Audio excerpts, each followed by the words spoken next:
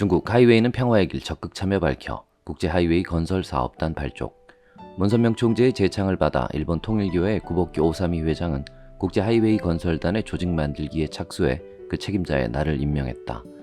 당시에는 국제승공연합 사무총장과 일성종합건설 사장을 겸하고 있었다. 나는 1981년 11월 혼자 하이웨이 위원회를 만들었고 이듬해에는 국제하이웨이 건설 사업단을 발족시켰다. 이후 이 사업단이 건설의 주역을 맡게 된다. 그 이야기는 뒤로 미루기로 하고 뜻밖의 중국과의 교류를 소개해본다. 중국 정부는 문 총재의 메시지 내용에 깊은 관심을 갖고 있었다. 그래서 중국 정부는 문 총재와 통일운동 실태를 철저히 조사했다. 그 결과 문 총재가 전 세계적으로 대단한 기반을 갖고 있다는 것을 알고 갑자기 접근해온 것이다. 한편 통일교회 측에서 중국으로의 활동은 국가안보회의에 의해 시작되었다. ISC는 대소련 전략을 위해 미국에서 창설된 민간단체로 여기에는 정치인과 퇴역군인, 외교관, 관료, 정치학자 등이 회원으로 참여했다. 차바 박사는 중동 문제 전문가다. 왕진 중국 국가부주석과 회견.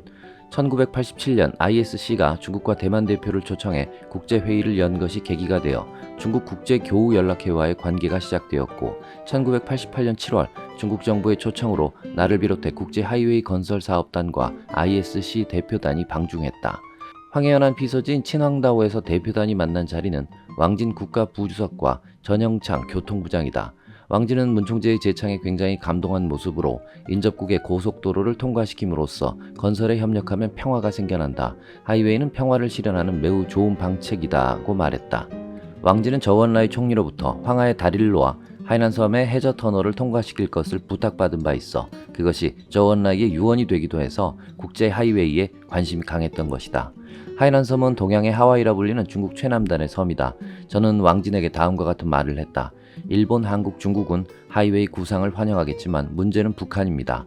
이것은 우리의 힘으로는 어찌할 도리가 없습니다. 만약 여기서 전쟁이 일어난다면 이 구상은 사라지고 말 것입니다. 그러니까 꼭 중국에서 북한을 설득해 주었으면 합니다. 이 지역에 평화가 필요합니다. 왕진은 그 일은 제가 책임지겠다라고 즉각 대답했다. 그는 김일성에 대한 영향력이 막강했기 때문이다.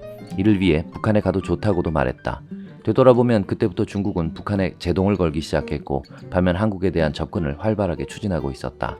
당시 중국 정부에서는 도로와 수운을 관할하는 교통부보다 철도부의 힘이 강했지만 이 무렵부터 교통부에 점차 힘이 실리기 시작했다.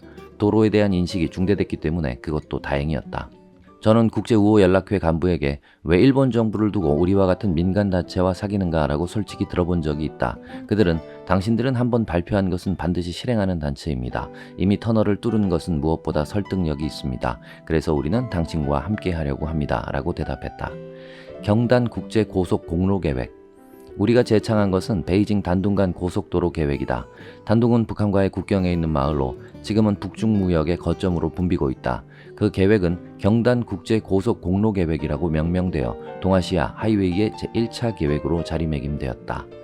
1989년 2월 건설사업단 안에 중국 하이웨이 조사특별위원회를 설치하고 위원장에 다니우지 쇼조 국토정책연구회 회장을 초청하여 위원은 도로가 전문인 학자나 컨설턴트 회사로 위촉하였다. 같은 해 5월에서 6월 현지 예비조사단을 파견해 제1차의 현지 답사와 기존 자료의 수집을 실시했다. 11월에는 일중 합동 검토회의를 베이징에서 열어 교통부장과 회견했다. 이듬해인 90년 7월에는 제2차 예비조사단을 파견해 비교 루트 등에 대한 현지 조사와 합동 검토회를 실시해 보고서를 제출했다. 이 전후 베이징의 현지 사무소를 개설했다. 이런 경과로 공무원에서 조사 허가가 나왔다. 93년 3월에는 국가계획위원회와 교통부가 정식 국가계획으로 허가함에 따라 계획안의 사업적 타당성 조사인 피지빌리티 스터디를 본격 시작했다. 처음에는 피서지인 친황다오에는 고위 정치 지도자들의 별장이 많기 때문에 거기까지 빨리 고속도로를 만들고 싶다는 생각이었다. 중국도 고속도로를 건설하는 기술을 가지고 있었지만 일본 기술자와의 교류를 통해 고도의 기술 흡수를 목표로 하고 있었다. 자금적으로도 일본에 의지하여 베이징 텐진, 대련 선양, 광저우 센잔, 시안 링퉁 간 고속도로가 일본 차관으로 건설되는 움직임이 있었다. 부를 얻으려면 길을 뚫어야, 1992년 6월 도쿄에서 열린 한일중 국제 심포지엄에 참석한 유충권 중국 교통부 공로계획 건설원 고급 공정사는 요즘 중국에서 부를 얻으려면 먼저 길을 만들라는 말이 유행하고 있다고 소개했다. 또 지금까지 건설된 고속도로는 모두 예상을 뛰어넘은 통행량이 있어 20년 차관 상환이 6년이면 완료될 것으로 전망된다. 또 중국 교통부 간부 난효석 씨는 강연의 마지막을 다음과 같이 맺었다. 문선명 선생님이 제창하신 국제 하이웨이의 생각은 대담하고 선견성이 있는 구상으로 그것이 구현된다면 인류의 발전과 평화에 거대한 공헌을 하는 것으로 인식하고 있습니다. 국제 하이웨이 구상 중 제1단계는 동아시아 국제 하이웨이이며 경단 국제 하이웨이는 동아시아 국제 하이웨이의 일부분입니다. 이 도로는 중국의 수도 베이징과 동북 지역 주요 도시들을 연결하는 간선 도로입니다. 이 도로의 완성은 우리나라의 두 개의 발전지구인 요동반도와 징진탕 경제발전지구 및 한중일 3국을 긴밀히 연결하는 것입니다. 이렇게 해서 중국은 동아시아 하이웨이를 일본, 한국, 중국을 나란히 연결하는 도로로 자리매김하고 적극적인 참여를 표명했다. 경제 우선의 개혁개방 노선으로 전환한 중국에게 교통 인프라, 특히 도로 정비가 긴급 과제였기 때문이다.